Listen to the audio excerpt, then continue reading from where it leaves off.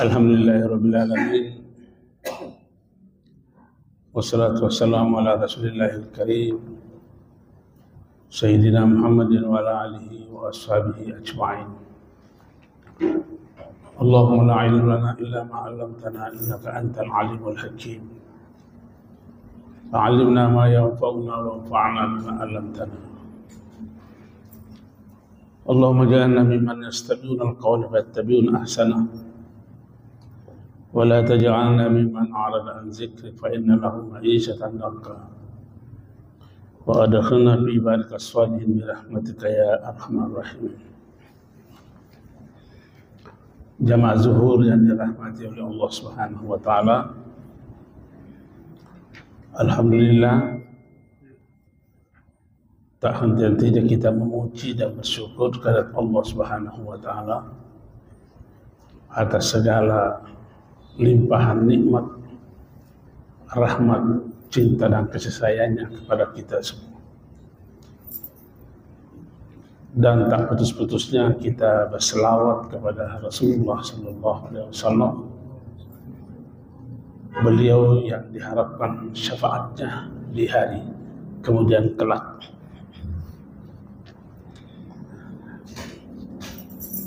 Surah yang kita akan baca pada kesempatan ini adalah surah Az-Zalzalah. Dikategorikan surah ini sebagai surah Madaniyah karena turunnya sesudah Rasulullah SAW berhijrah ke Madinah. Dan ini merupakan surah yang ke-94 yang diterima oleh Rasulullah SAW. Sekalipun di dalam mushaf ditempatkan dalam urutan 99. A'udzubillahi minasyaitonir rajim. Bismillahirrahmanirrahim. إذا زلزلت الأرض زلزالها وأخرجت الأرض أثقالها وقال الإنسان ما لها يومئذ تحدث أخبارها بأن ربك أوحى لها يومئذ يصدر الناس أشتاتا ليروا أعمالهم فمن يعمل مثقال ذرة خيرا يره ومن يعمل مثقال ذرة شرا يره. Apabila bumi digoncangkan dengan goncangan yang dahsyat dan bumi telah mengeluarkan beban-beban berat yang dikandungnya, dan manusia bertanya-tanya, mengapa bumi menjadi begini?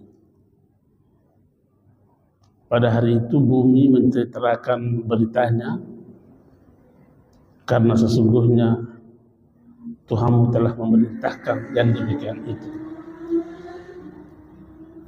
Pada hari itu manusia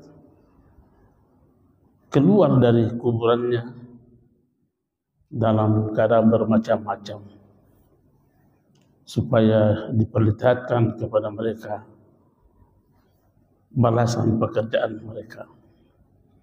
Barang siapa yang mengerjakan kebaikan sebesar zarah pun, niscaya dia akan melihat balasannya, dan barang siapa yang mengerjakan kejahatan sebesar zarah pun, niscaya dia akan juga melihat balasannya. Tema pokok daripada surah ini adalah berita akan terjadinya sebuah peristiwa yang sangat dahsyat yang akan menimpa kehidupan ini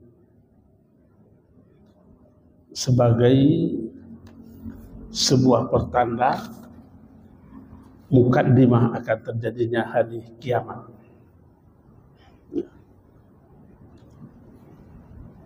Berita Al-Quran ini tentang akan terjadinya peristiwa yang dahsyat yang akan menerpa bumi ini, alam ini, adalah sebuah kepastian. Ya. adalah sebuah peristiwa yang mengawali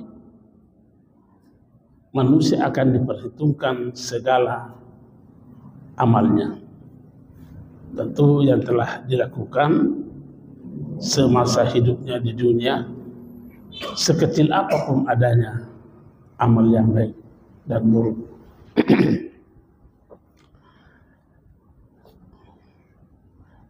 Kalau kita memperhatikan ayat ini, surah ini memberi kesan untuk meluruskan pemahaman, anggapan yang sering salah, sering muncul dalam diri seseorang. Tentu mereka-mereka yang memiliki jiwa kerdil, yang kadang beranggapan bahwa perbuatan dosa kecil itu gampang mendapat ampunan dari Allah Subhanahu wa Ta'ala. Sering sekali kita memperhatikan kehidupan saudara-saudara kita, sepertinya ada kesan kalau dosa kecil gampang diampuni oleh Allah, sehingga terjebak dengan perilaku-perilaku yang menyimpang. Dan sepertinya ini berkata bahwa seakan-akan yang kecil itu tidak lagi diperhitungkan di akhirat.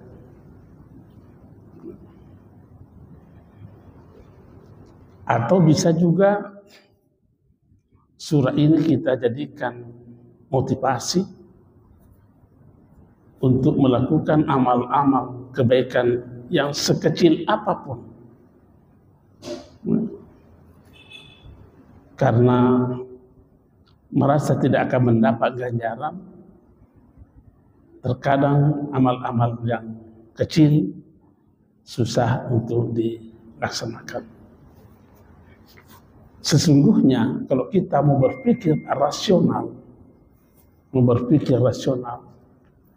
sekecil apapun kesalahan yang dilakukan manusia itu, pada hakikatnya itulah salah satu bentuk yang menghambat, menyumbat sirkulasi kehidupan yang normal. Sekecil apapun yang dilakukan manusia dalam bentuk kekeliruan, kesalahan, itu salah satu bentuk sumbatan sirkulasi kehidupan yang sehat. Karena kita memahami hidup ini adalah sistem. Hidup ini adalah sistem. Jadi sekecil apapun dari sistem ini terjadi kerusakan, akan mempengaruhi sistem yang lain. Ini yang terkadang kita tidak menyadarinya. Sehingga ada saja yang kita dapati saudara-saudara kita sholatnya bagus, tanda kutip, bagus tanda kutip karena tidak pernah ditinggalkan, tetapi masih tetap juga mendapat evaluasi dari saudara-saudara kita yang lain dengan berkata, pasung pejak bawami. Apa maksudnya itu? Pasung pejak bawami. Artinya bahwa orang ini belum memahami substansi hidup ini sebagai sebuah sistem. Tidak ingin membagi pahala-pahala yang didapat di dalam sholatnya itu. Saya sering berkata bahwa kalau ada orang yang tidak ingin berbagi pahala ibadahnya, dia sendiri yang mau menikmati pahala ibadah itu, pada hakikatnya bukan ibadah yang dilakukan. Sekalipun terpenuhi syarat rukunnya, pada hakikatnya bukan seperti itu yang diharapkan di dalam agama kita. Mungkin terpenuhi syarat rukunnya, sholatnya, tapi tidak ada efeknya dalam kehidupan sosial. Sholat ini memiliki dimensi sosial. Tapi istilah saya, orang ini tidak mau berbagi pahala dari sholatnya itu. Kalau orang bertanya apa yang kita dapat dalam sholat,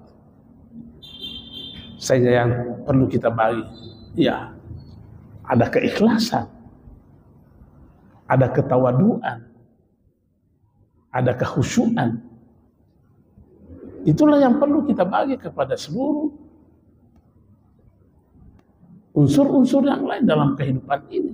Mau benda mati, mau benda apa, bagi semua ke situ. Kalau tidak terbagi, terjadi penyumbatan sirkulasi kehidupan. Dan inilah yang akan mengancam terjadinya musibah besar. Musibah besar.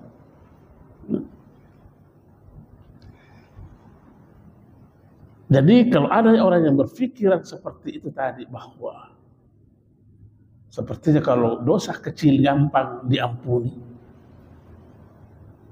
dan kalau ibadah kecil tidak mendapat ganjaran, inilah pemikiran yang buruk.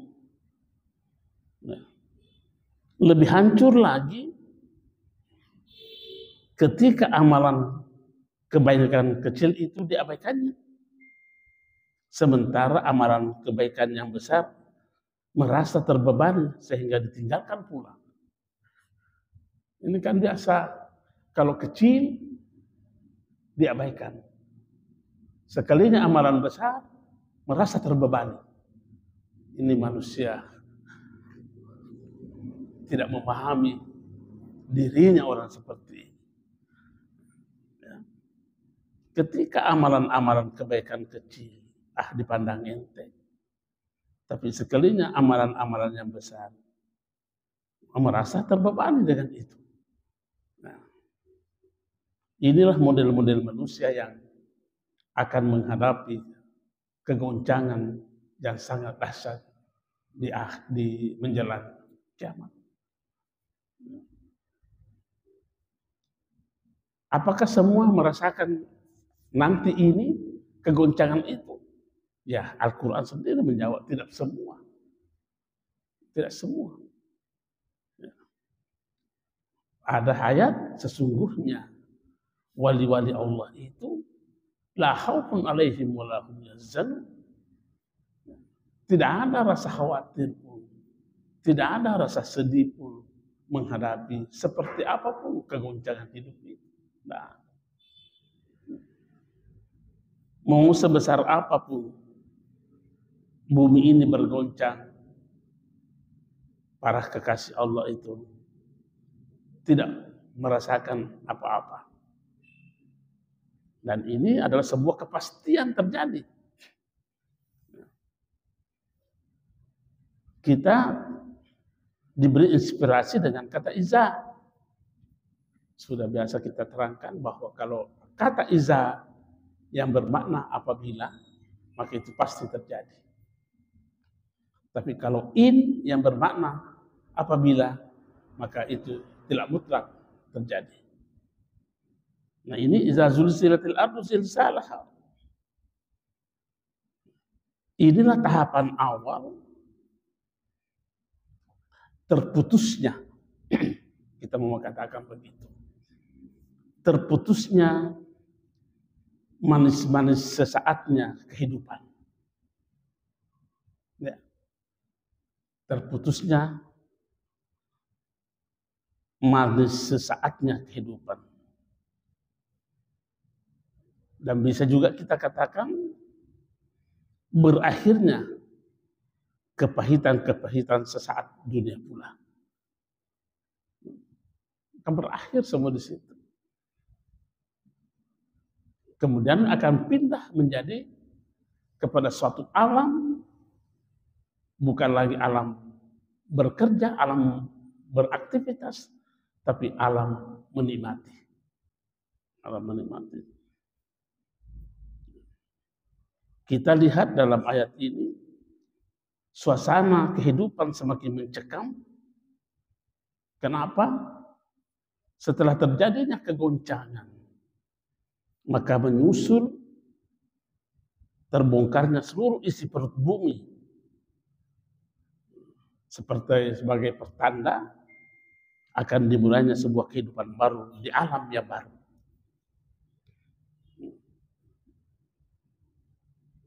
Nah, kita melihat suasananya sebagai gambaran yang kita baca dalam Al-Quran ini. Manusia kehilangan kesadaran. Manusia kehilangan kesadaran. Sampai-sampai bertanya-tanya, apa gerangan yang terjadi pada bumi ini?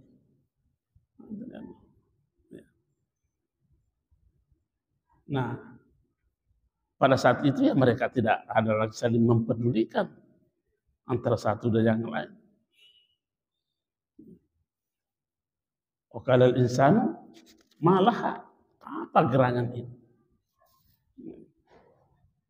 Nah, berkaitan dengan kebangkitan manusia dari alam kuburnya untuk menjalani kehidupan akhiratnya, Aisyah pernah bertanya kepada Rasulullah SAW. Seperti disebutkan dalam sebuah hadis, Aisyah bertanya, "Ya Rasulullah, aya'rifu ba'duna ba'dan yaumal qiyamah?" Apakah nanti di hari kemudian itu juga kita saling mengenal? Saling mengenal. Kala Rasulullah SAW, "Na'am, iya. Illa fi salasati mawatin." Kecuali di 3 titik. Kapan? Yaitu ketika isa sufu nusyirat. Ketika amalan-amalan kita dibagikan. Hilang kesadaran sama sekali di sini. Wa ala sirat, dan di atas titian. Wa fil mizan, dan ketika pada saat ditimbang amal itu. Itu kata Rasulullah SAW. 3 titik ini manusia sungguh sangat berada pada suasana yang sungguh sangat mencekam. Hilang kesadaran untuk saling mengenal. Apalagi kalau memang manusia pendosa,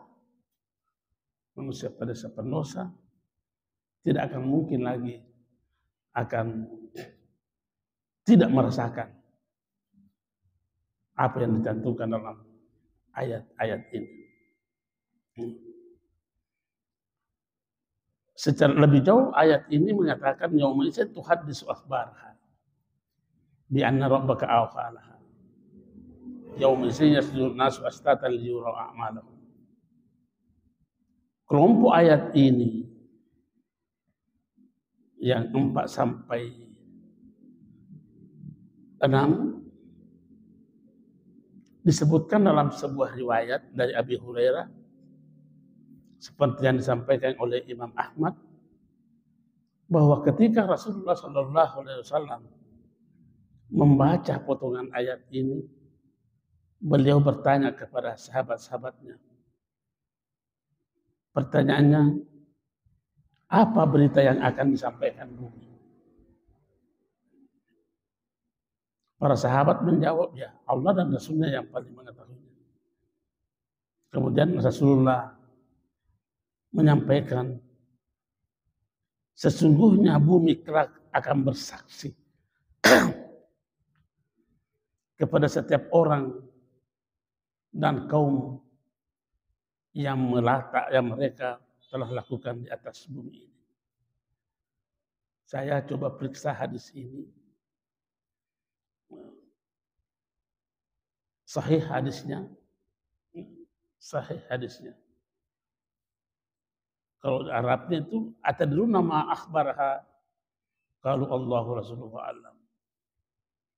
Fa inna akhbaraha an tashhada ala kulli ummatin wa abdin.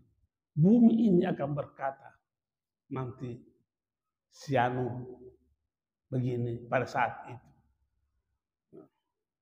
Si A pada saat itu. Kalau demikian adanya, kita bisa memberi suatu evaluasi terhadap diri kita. Jangan-jangan kita salah menyikapi kehidupan ini yang membuat kita terjebak dalam sebuah kekeliruan. Apa itu? Tidak mampu kita memperlakukan seluruh makhluk Allah ini sebagaimana layaknya makhluk hidup. Karena begitu, bumi ini akan menjadi saksi. Jadi kalau begitu adanya, sekarang ini semua yang ada ini bisa memiliki energi kehidupan. Semua yang ada ini memiliki energi kehidupan.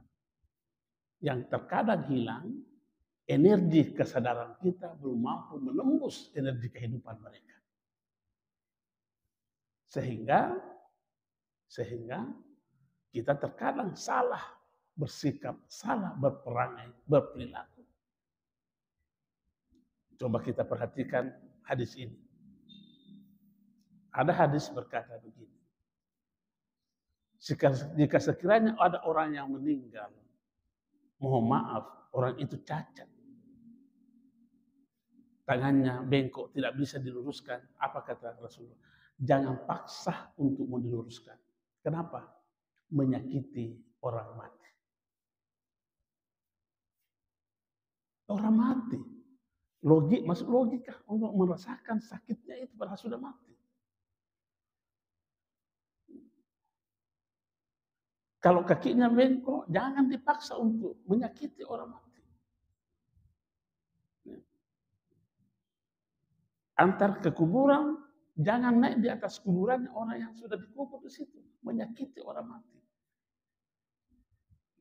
Coba, artinya bahwa apalagi dikatakan bumi ini akan menjadi saksi.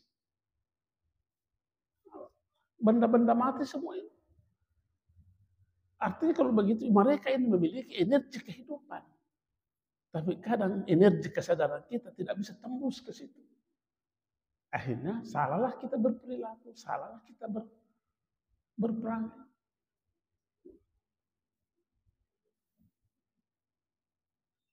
Nah, kita akan salah menerjemahkan peristiwa-peristiwa alam ini.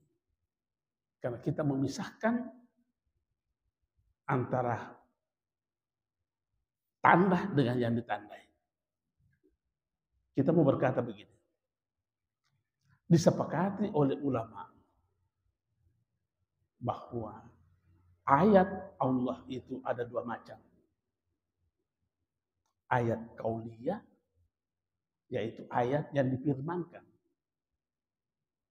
Al-Quran. Dan ayat kauniyah, ayat yang diciptakan. Itu semua dalam Al-Quran. Inna fi khalqis samawati wal ikhtilafil laili wan nahari laayatin liulil albab. Berarti kalau begitu ada ayat yang diciptakan dan ada ayat yang difirmankan. Nah, pertanyaannya kita ini, apakah efek dari kedua ayat ini sama pengaruhnya dalam kehidupan kita? Karena ada ayat berkata begini. Wa iza quri'a 'alaihimul Qur'anu la yasjudun. Alaihim itu, himnya itu kembali kepada ini kata ganti. Kata ganti yang ditunjuk itu adalah orang-orang kafir. Itu adalah orang-orang kafir. Apabila orang-orang kafir itu dibacakan ayat-ayat qauliyah Al-Quran, tidak ada efeknya. La yasjudun. Tidak ada efeknya untuk memberikan semangat beribadah kepada Allah. Taat, tunduk, dan patuh. Yasjudun. Nah, Bagaimana sekiranya kita ini yang tidak pernah berhenti bersentuhan dengan alam nyata sebagai ayat-ayat kauniyah, apakah juga memberi efek dalam kehidupan kita dalam upaya meningkatkan iman dan ketaatan? Kalau tidak, apa namanya? Apa namanya kira-kira itu? Apa kesimpulannya? Ini dua-duanya ayat ini. Satu ayat qauliyah, tapi orang kafir, kalau orang kafir dibacakan ayat-ayat qauliyah, nggak ada efeknya. Bagaimana kira-kira sekiranya yang kita tidak pernah berhenti bersentuhan dengan ayat-ayat kauniyahnya Allah, tapi tidak ada sedikit pun kesan memberi efek dalam pertumbuhan, peningkatan untuk melihat kebesaran Allah. Apa namanya kalau begitu? Sama kan? Sama. Inilah yang tadi kita katakan bahwa orang yang begitu itu pudar matahari dirinya, orang seperti itu susah melihat kebenaran. Susah, dia terhijab. Kalau bahasa Al-Qur'annya ini isa syamsu kuwirat. Matahari dirinya itu digulung sehingga tidak mampu melihat kebenaran. Kalau batinnya dilihat seperti apa saja adanya. Mungkin sudah pernah saya ceritakan bagaimana Abu Yazid itu ketika bersikap terhadap ayat-ayat kauniyahnya ini, tidak mau menjemur pakaiannya di tangkai karena takut tangkai itu patah sementara tangkai itu bertasbih. Takut membentangkan jemurannya di rerumputan karena takut jangan-jangan ada makanan untuk burung yang terbang-terbang itu, tapi terhalang melihat itu. Kenapa tidak mampu dilihat seperti itu? Ya, padam. Terjadi gerhana matahari dalam dirinya orang seperti ini. Nah, orang seperti ini, inilah yang terkadang memandang enteng kalau tidak membuang amalan-amalan yang kecil. Dan mungkin saja dia berkata, gampang diampuni. Sekalinya amal besar, merasa terbebani. Mau apa ini orang seperti ini?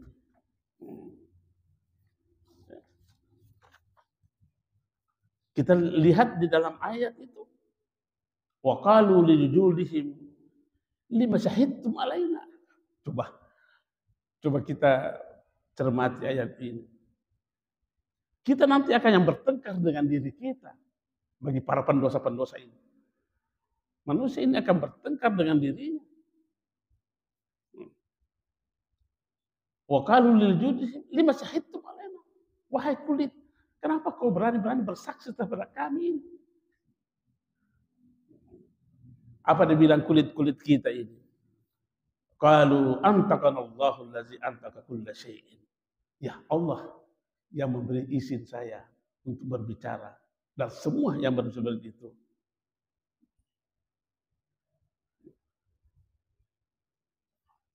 Jadi memang perlu ada ketajaman cahaya di dalam diri kita untuk bisa melihat hal-hal seperti itu. Sehingga pada ayat berikutnya itu Allah mempertegas bahwa faman ya'mal mithqala dzarratin khairan yarah. Siapa yang memiliki timbangan amal yang sebesar zarah pun dari kebaikan itu pasti akan melihatnya. Apa namanya zarah? Itu zarah itu ada biasa itu kalau ada seng atap rumah, lubang kena matahari, ada cahaya. Dalam cahaya itu kita ada terbang-terbang. Ada terbang-terbang itu. Debu atau apalah. Sekecil itu pun itu namanya zarah. sekecil itu pun masih tetap diperhitungkan oleh Allah. Wa may ya'mal mithqala dzarratin khairan yarah. Wa may ya'mal mithqala dzarratin syarran yarah. Semua ini akan menjadi perhitungan kepada kita semua ini. Itulah Ali bin Abi Thalib memberikan tuntunan kepada kita bahwa sebenarnya asyaddu dzunub mastahaffa bihi sahibuhu. Dosa yang paling berbahaya, yang paling dahsyat adalah yang dipandang enteng oleh pelakunya. Yang paling bahaya, yang dipandang enteng oleh pelakunya. Nah, kalau kita mencermati ini kehidupan di akhirat, ini paradigma berpikir kita harus kita cepat-cepat mengubahnya. Bukan hanya paradigma berpikir, semua potensi-potensi ini harus bekerja secara aktif. Akal, itu potensi yang ada pada diri manusia seperti disebutkan dalam Al-Quran itu. Akal, nafsu, hati, al-fuad, hati juga tapi lebih dalam lagi. Asir, itu juga. Al-lub, ar-ruh. Ini harus bekerja efektif. Harus bekerja efektif. Satu saja di situ yang tidak mau melaksanakan tugasnya seperti apa adanya, maka yang keluar adalah perbuatan yang tercela. Perbuatan yang tercela.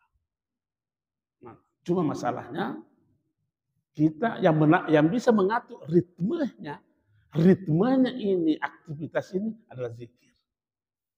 Yang bisa mengatur ritmenya kapan akal harus ke depan, kapan nafsu harus mengawal, kapan hati harus di depan, ritmenya itu. Sehingga kalau ini bekerja dengan baik, maka melodi-melodi kehidupannya itu indah. Berkali-kali kita banyak contoh-contoh baik dalam Al-Quran tidak, bahwa terkadang akal harus di depan. Terkadang hati harus di depan, yang lain mengawal. Inilah yang mengatur ritme kehidupan. Saya kira inilah yang sempat kita baca pada kesempatan ini. Lebih dan kurangnya saya mohon dimaafkan. Allahumma fi ila aqwamit thariq. Assalamualaikum warahmatullahi wabarakatuh. Assalamualaikum warahmatullahi wabarakatuh. Waalaikumsalam. Ini Ustaz yang saya ingin tanyakan di ayat terakhir ini. 2 ayat terakhir. Wa may ya'mal mithqala dzarratin khairan yarah wa may ya'mal mithqala dzarratin syarran yarah. Bagaimana dengan orang yang bertobat, Ustaz? Apakah hanya diperlihatkan saja atau dibalas?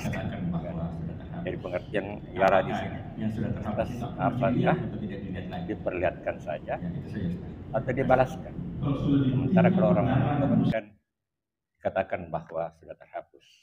Apakah yang sudah terhapus itu akan masih dilihat atau tidak dilihat lagi?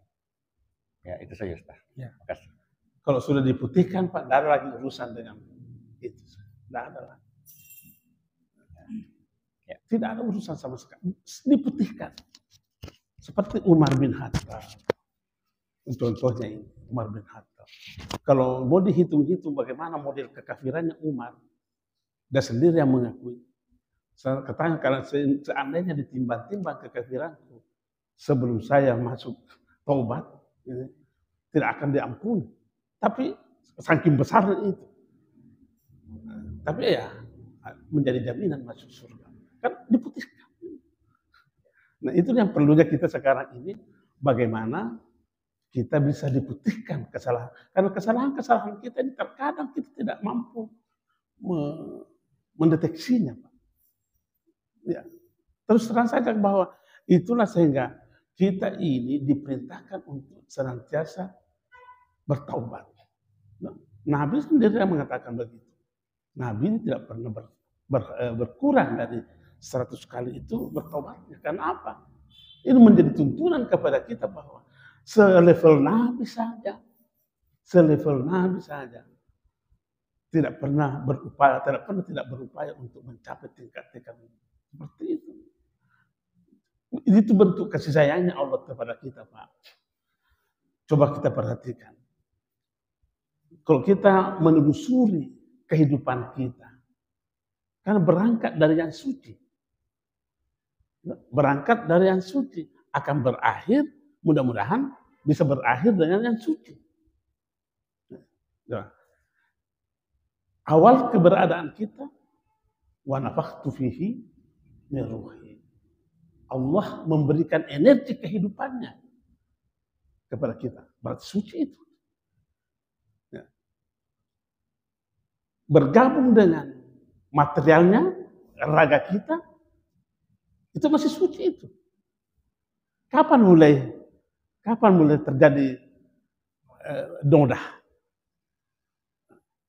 Bukan pada saat lahir, diberi kesempatan lagi untuk mendewasakan. Mendewasakan ini diri kita. Belum, nanti pada balik baru mulai berhitung. Nah, disinilah baru mulai terjadi perhitungan. Saking kasih sayangnya Allah itu kepada kita, tidak serta-merta begitu lahir. Nah, disinilah perlunya kita berhati-hati karena ada hadis. Ini hadis favorit saya ini, Pak. Hadis favorit saya ini. Karena memang saya dipasang langsung oleh Syekh saya di Mekah, Masjidil Haram, untuk menyampaikan kemusyrikan, kebatilan, dosa itu adalah lebih tersembunyi dibanding seekor semut hitam di atas batu hitam di tengah kegelapan malam sendiri. Jadi memang bertobat ini sesuatu yang mutlak kita lakukan. Itulah karena kita bahasan-bahasan dalam tasawuf. Tasawuf itu mutlak, ini dulu yang pertama. Harus bertobat semua. Supaya terjadi pemutihan. Saya kira begitu, Pak. Ya, silakan, Pak. Bismillahirrahmanirrahim. Assalamualaikum warahmatullahi wabarakatuh. Waalaikumsalam. Pertama-tama saya sampaikan apresiasi kepada Pak Ustaz atas kesempatannya di sini memberikan tausiah. Saya khusus kepada saya secara pribadi mengucapkan terima kasih. Kedua, tadi supaya saya tidak salah kaprah, tadi saya mendengar ada ayat berupa wahyu dan ada ayat yang menciptakan. Supaya saya tidak salah tafsir, maka mohon barangkali sedikit lagi dijelaskan secara detail, Pak. Bagaimana sebenarnya ceritanya? Yang ketiga, mohon maaf Pak Kiai, Pak Ustaz. Saya berpikiran seandainya Bapak ada waktu selain waktu zuhur ini, karena saya ada pikiran waktu yang sangat riskan, waktu istirahat. Mungkin kalau ada antara maghrib dengan isya banyak jamaah di sini, sehingga apa yang Bapak ceritakan itu alhamdulillah bisa menjadi berkah pada jamaah di sini. Dibanding hanya sekitar 7 orang, Bapak capek bicara 1 jam, itu berkahnya tidak maksimal. Jadi saya mohon maaf kalau ada waktunya seandainya nanti jamaah di sini yang ngatur antara maghrib dengan isya. Saya kira cukup sekian. Assalamualaikum warahmatullahi wabarakatuh. Ya. Waalaikumsalam. Jadi yang mengatur tentang 2 ayat itu, Pak, itu sudah dalam Al-Quran juga. Ya. Kalau ayat qauliyah itu semua yang difirmankan oleh Allah. Itu ayat qauliyah namanya itu. Semua Al-Quran ini semua ayat qauliyah. Hadis kursi itu ayat-ayat qauliyah. Ayat yang kauniyah adalah yang diciptakan. Coba perhatikan ayat ini begini. Inna fi khalqi, sesungguhnya penciptaan langit dan bumi, waqtilafil laili wan nahari, dan peredaran malam siang, berarti kehidupan ini, Pak. La ayatin itu adalah sebuah tanda ayat-ayat. Ayat itu. Artinya apa ayat? Ayat itu artinya tanda. Apakah kita tidak mampu melihat tanda dari tanda itu adalah yang ditandai. Maksudnya itu yang ditandai itu kan kebesaran Allah. Semua yang ada ini adalah tanda-tanda kebesaran Allah. Cuma dalam bentuk kauniyah, dalam bentuk ciptaan. Nah ini itu tadi saya berikan perbandingan bahwa kita ini tidak bersentuhan dengan ayat-ayat kauniyah. Bahkan termasuk diri kita sendiri sudah masuk ayat kauniyah. Karena kita diciptakan. Segala yang ada adalah ayat-ayat kauniyah. Semua yang ada, Pak. Kan? Nah sekarang, kalau ayat kauniyah saja yang kita menjadikan, fokuskan perhatian. Sementara ayat-ayat kauniyah ini kita mengabaikannya. Ini namanya gagal hidup. Gagal hidup.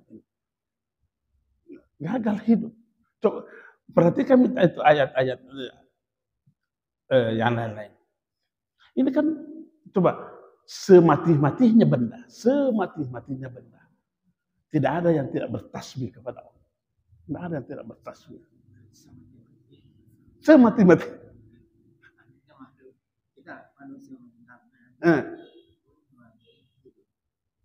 Semati-matinya makhluk tidak ada yang tidak ya.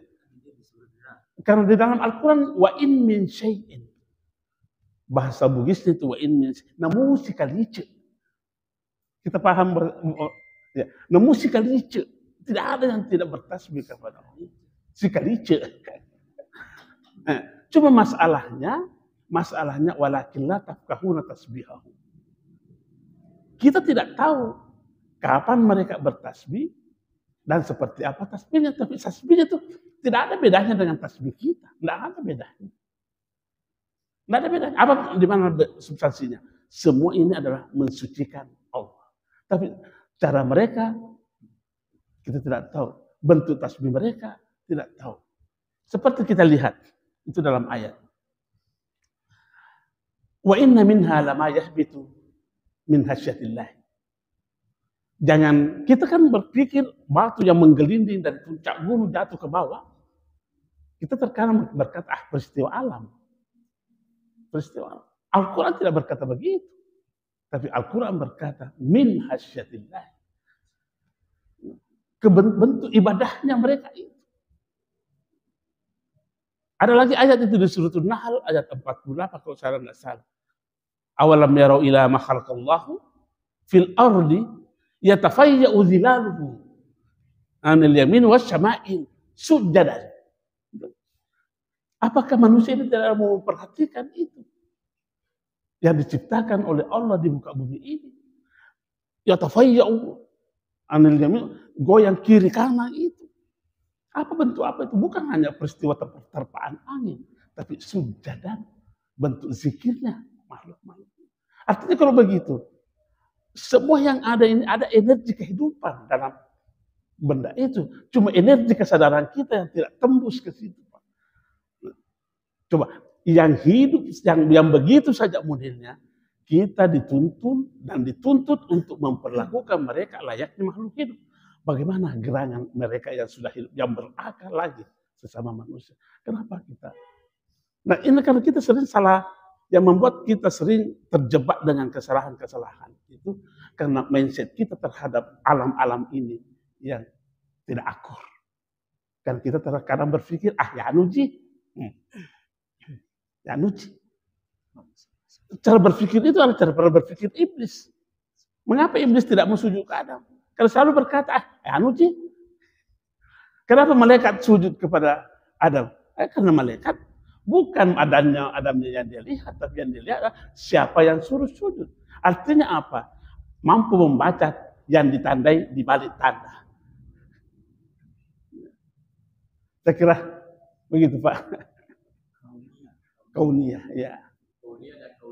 Kauliyah dan kauniyah. Berasal dari kata kana kauniyah.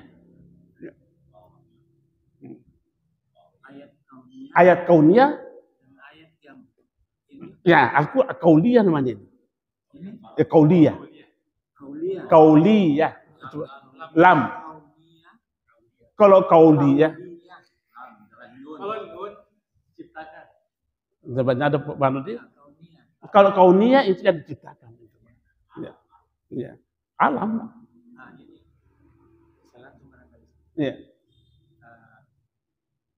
Ayat-ayat Kauliyah.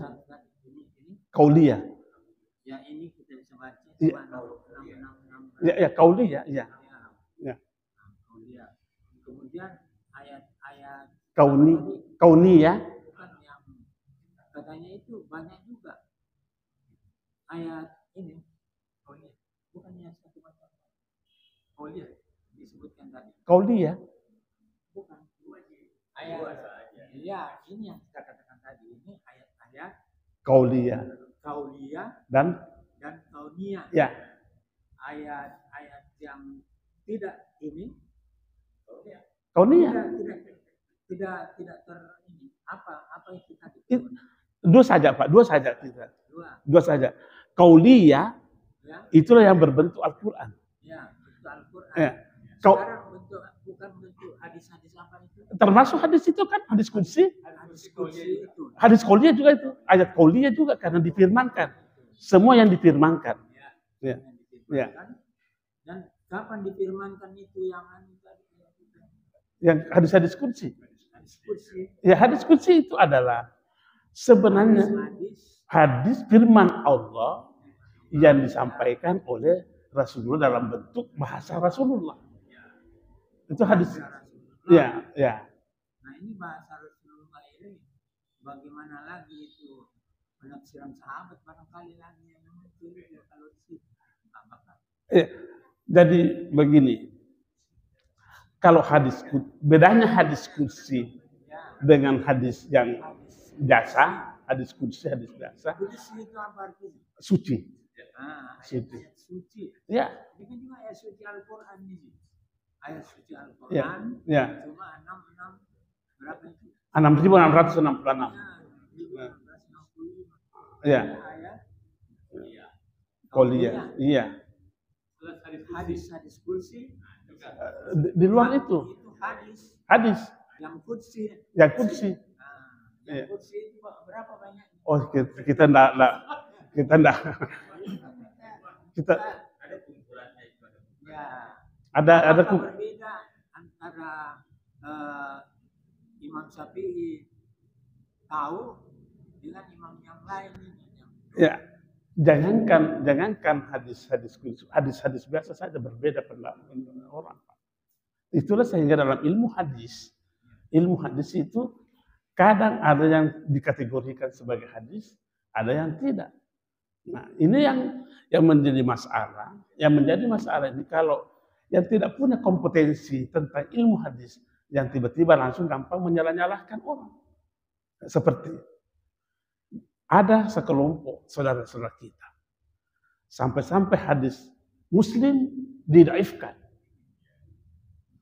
Masih adakah yang kalah Imam Muslim dalam ilmu hadis?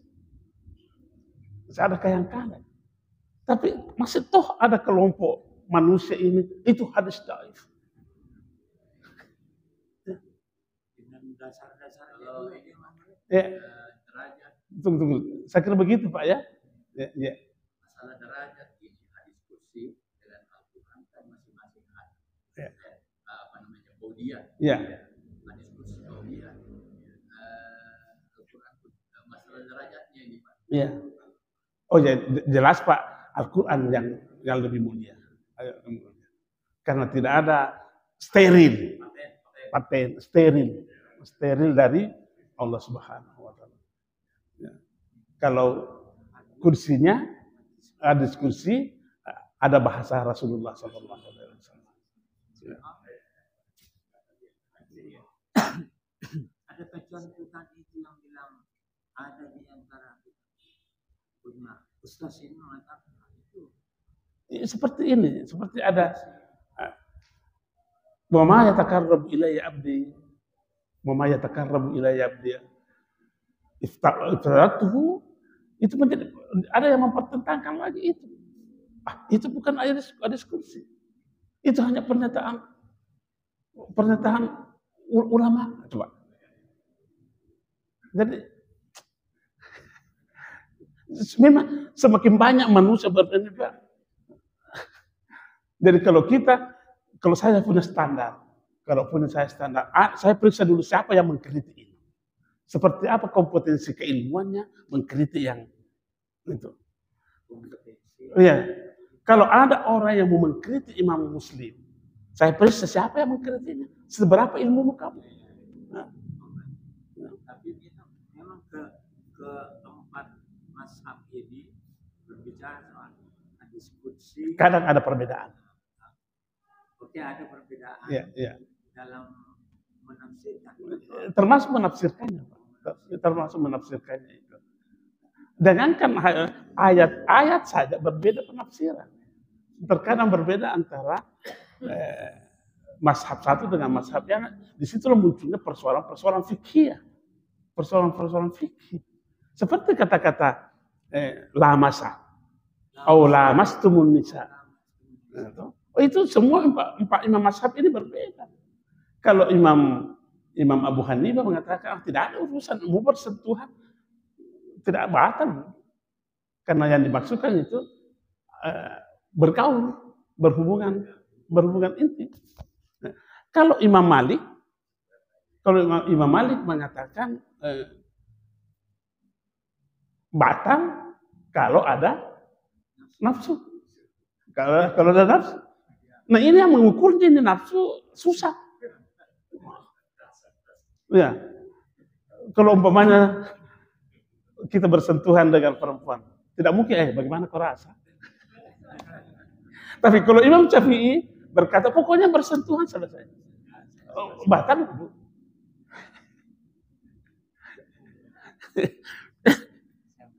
ya silakan Pak. Sempat kemarin dibahas juga yang mati itu masih bisa merasakan, tapi sebenarnya ini bertentangan dengan apa yang saya pahami. Makanya saya mau bertanya Pak, karena merasa itu kemarin dibahas juga, dan hidup itu kita lihat dengan adanya nyawa itu karena kita lihat adanya nafas kita, nah itu tentu yang kita bisa rasa. Itu hanya nafas. Ya silakan. Karena merasa kita lihat sebagaimana Asia adanya nyawa itu karena ketika dia mengakui dan beriman kepada Tuhan yang Musa pada saat ini Asia pada saat itu disiksa. Kita lihat sebagaimana Asia matahari dan salah satu wanita yang melihat surga sebelum dia meninggal. Pada saat itu dia Asia pada saat ada batu besar dihantam ke kepalanya. Tapi sebelum batu itu dia tersenyum kepada Firaun. Firaunnya tambah jengkel pada saat itu. Firaun tambah jengkel, akhirnya ada batu besar. Tapi sebelum batu itu nyawanya sudah dicabut, sehingga dia tersenyum kepada Firaun. Firaunnya tambah jengkel. Kalau dalam pandangan saya, Rasulullah SAW melihat bahwa pada saat itu ada yang bengkok, jangan diluruskan.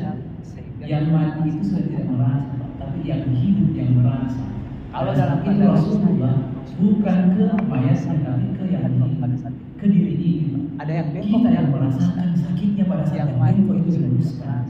Tapi yang hidup, yang bukan yang mati, tapi kita pada saat itu Rasulullah kita yang merasakan ke mayatnya, rasa sakitnya orang kita bisa rasa ke diri ini. Kita yang pada saat dia masih hidup, dia rasa Pak. Tapi kalau dia sudah mati, dia sudah tidak mati merasakan apa. Nah itulah kontradiksi yang ada di pemahaman saya dan yang saya anggap pada saat itu Rasulullah pada saat dia masih hidup itu dia rasa yang bengkok kalau dia sudah mati, karena yang merasakan sakitnya itu merasakan kita Pak. Nah itulah kontradiksi yang merasakan yang ada di pemahaman saya yang matinya karena mati di sini sudah tidak ada rasa. Ruh sudah lihat yang bengkok jangan sudah bisa sama yang merasakan sakitnya itu, tapi yang merasa itu yang merasa. Terima kasih. Ini berbicara dengan mati. Mati itu tidak identik dengan tiada. Jangan dipertentangkan mati dengan dipersamakan mati dengan tiada. Mati itu ada. Contohnya, kalau Bapak pergi ke kuburan, apa Bapak bilang? Assalamualaikum ya ahlal kubur.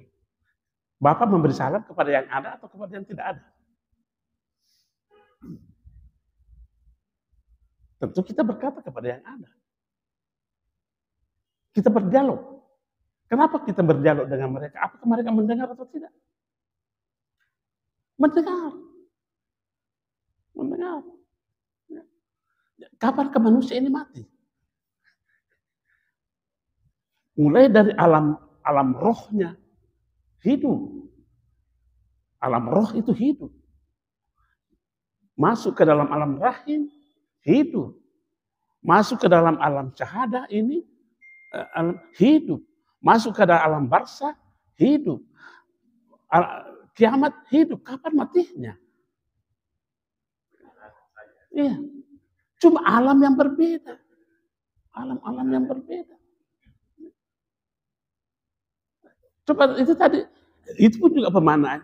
Jangan dipaksa menyakiti orang mati. Tidak dikatakan kau merasakan, tapi orang mati.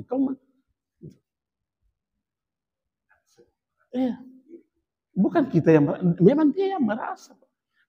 Orang yang begitu mengidentikan antara mati dengan tiada. Kita pergi ke Mekah. Kita assalamualaikum ya ahlal kubur. Di baki itu. Bukan kepada batu yang kita beri salam, tetapi kan memang dikatakan ahlul kubur, penghuni. Tidak pernah, itu pemahaman saya, Pak. Silakan kembangkan pemikiran Bapak, tapi saya berpikir seperti itu bahwa Nabi saja begitu. Kalau ada yang datang, siapa yang mensyarahi saya? Ada 23 hadis itu. Ada 23 hadis berkata begitu.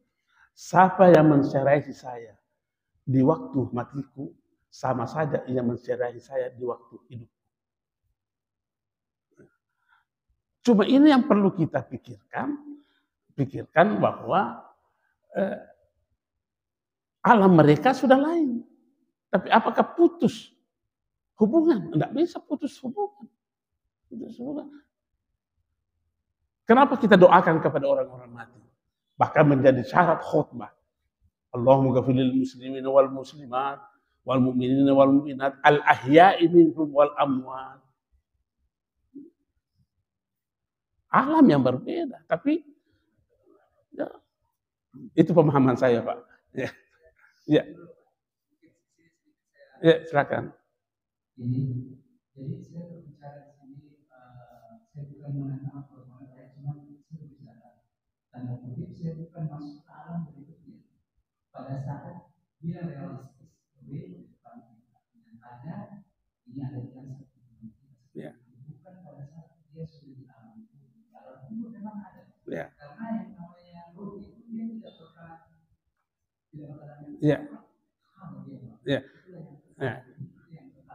pada saat berpisah antara jasad ini sama ruh, berpisah. Ruh itu yang ini. Iya. Itulah namanya mati. Itulah mati iradi namanya. Itu namanya mati tabi'i. Berpisahnya roh dengan jasad. Tapi ini roh ini manusia ini ada roh itu. Waktunya meninggal Nabi, Abu Bakar datang mendekat. Ya Rasulullah, pergi bisik itu. Ingat kami di hadapan Tuhan. Itu pada saat masih ada jasadnya itu, Pak. Dia pergi berbisik. Ya Rasulullah, ingat kami di hadapan Tuhan. Ya.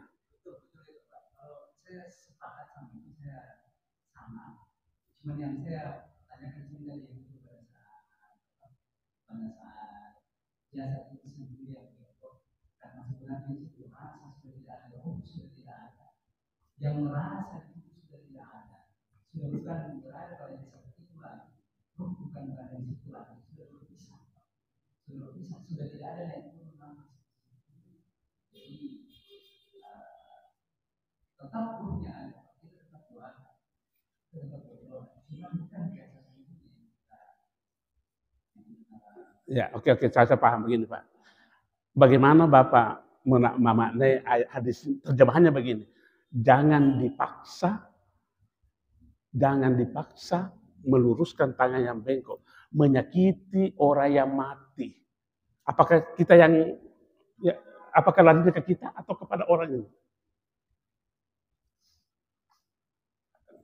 Coba, larinya kemana itu pernyataan itu? Kepada saya atau kepada orang yang mati? Jangan naik di atas kuburannya orang itu. Jangan naik di atas kuburannya itu, menyiksa orang mati. Ya? Kita kuburan. Jangan naik duduk di atas kuburannya orang mati, menyiksa orang mati. Baca pakai hadisnya itu. Ya. Apakah ini ditujukan kepada yang merasakan itu, kepada yang duduk atau kepada yang di dalam?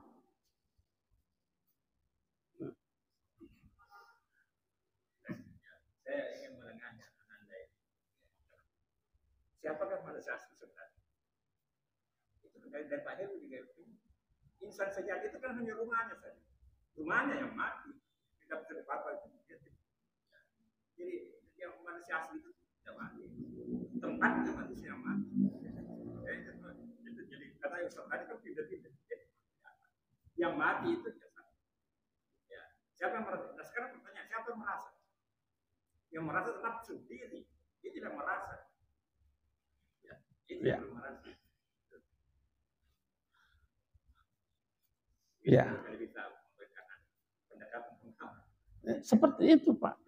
Seperti itu. Jadi jangan sama sekali kita mengidentikan antara mati dengan pemahaman saya. Pemahaman saya seperti itu. Kalau mau berbeda silahkan. Tapi saya pahami seperti itu. Iya.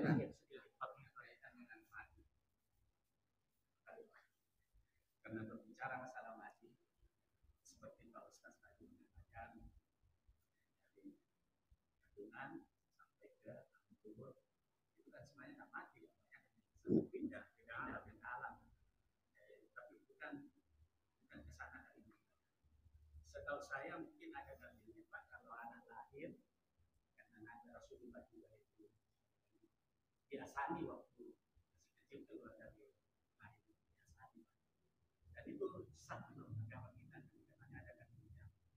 Yang saya bertanya ini kebiasaan kita masyarakat, tidak usah daerah lain, sini saja masyarakat kita masih ada kalau orang mati biasanya dulu sebelum masuk kubur. Pertanyaan saya itu bagaimana kira-kira sah atau bagaimana? Iya. Kalau kita beristidlal, ini kan cara berdalil itu beristidlal itu ada sampai 10 macam, Pak. Di sini perbedaan orang dalam mengambil istidlal. Yang menjadi kesepakatan itu adalah ijma', qiyas. Itu 4 ini tidak menjadi kesepakatan, tidak menjadi perbedaan. Yang menjadi perbedaan itu mulai dari istihsan, masalah mursalah, al-urf. Nah, kita timbang-timbang. Nah, sekarang namanya al-istishab, mengembalikan sesuatu kepada dasar hukumnya. Mengembalikan sesuatu kepada dasar hukum. Contohnya, nanti sebentar kita akan analogikan, Pak. Ya. Ada kan berkata tidak perlu ada tarhim sebelum sholat. Karena ada yang berkata, ada kelompok manusia berkata begitu. Nah, sekarang kita lihat, itu bersalawat. Adakah perintahnya orang bersalawat? Ada kan? Ada. Ada kelarangannya? Tidak ada. Berarti ini namanya istishab yang dipakai. Istishab. Ya. Nah sekarang, kita berasan kepada orang yang sudah meninggal. Apakah yang diucapkan dalam salam, dalam azan itu? Ucapan-ucapan mulia. Kalimat-kalimat thayyibah. Adakah larangan untuk berucap ucapan-ucapan mulia kepada mereka? Bisa dipahami ini Pak. Ya. Itu namanya beristishab. Istidlalnya adalah beristishab. Sama begini, ada yang pernah tanya, audit Citralin yang tanya saya, Pak, panggil saja pakai, adakah dalilnya doa bersama sesudah sholat fardu? Itu begitu pertanyaannya. Jadi saya katakan, pertanyaan tak salah, Pak. Pertanyaan tak salah. Karena kita mencari adakah dalilnya. Sementara sudah ada dalil dasarnya itu, oh kalau Rabbukum ud'uni astajib lakum, berdoalah. Nah sekarang yang kita cari, adakah larangannya? Adakah larangannya? Kalau tidak, itu yang dicari. Perintah itu gugur kalau ada larangan. Larangan akan gugur kalau ada perintah. Nah sekarang ini, kalimat-kalimat thayyib yang kita ucapkan itu, adakah larangan untuk menyampaikan kalimat-kalimat mulia kepada itu, tapi itu menjadi pertentangan dalam beristidlal. Saya mengikuti paham itu, Pak. Saya mengikuti paham istidlalnya seperti itu. Ada istisannya, ada istishabnya, ada al-urfnya, ada al-masrah al-mursalahnya. Kalau al-musrah itu kan pertimbangan asas manfaatnya. Saya kira begitu, Pak.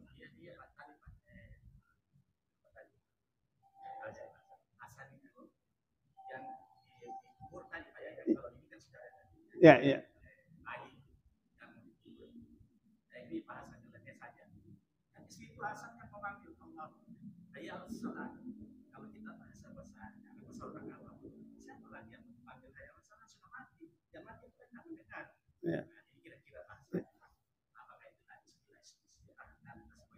Ya.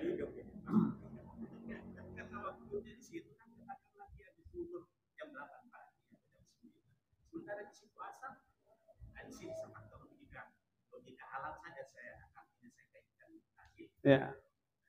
Ya. Ini kan azan ini satu paket. Satu paketnya itu adalah Allahu Akbar kan satu paket, Pak. Ya. Ya, saya menurut saya. Ya. Justru yang satu kalau dikeluarkan Nah, itu saya tidak paham pertanyaannya soal azan di kubur. Saya ada pengalaman di kuburan tadi ada keluarga dikuburkan. Yeah. Kebiasaan orang Palu itu sebelum ditutup itu azan itu ada yang azan. Yeah. Bukan lagi azan ini. Ya. Di mana ya Anda dapatkan itu? Bilang azan itu pada azan itu. Dia pernah lihat masyarakat di sini saya